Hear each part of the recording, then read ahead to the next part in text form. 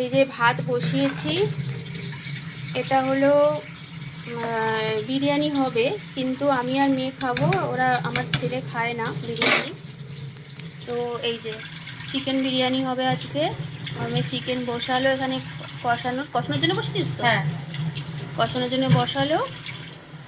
আর আমার ছেলেদের জন্য ভাত করব, এই যে ভাত ওখান থেকে ভাত রাখবো, আর এই যে শাক ভাজা করব, ওই কলমি শাক ভাজা করব। আর তোমরা দেখাচ্ছি এই যে বিরিয়ানির আলু, আর এখানে এই যে বেরেস্তা করে রেখেছে আমার মেয়ে। আর এই যে মাছের ঝাল করব, একদম মাখা করে ঝাল করব, শাক ভাজা করব, আর আমাদের জন্য বিরিয়ানি হচ্ছে, আমার আর মেয়ের জন্য। ঠিক আছে বন্ধুরা, এখন রাখছি, আবার অন্য কোনো ভিডিও নিয়ে আসবো, পরে এই রেসিপিটা নিয়ে আসছি।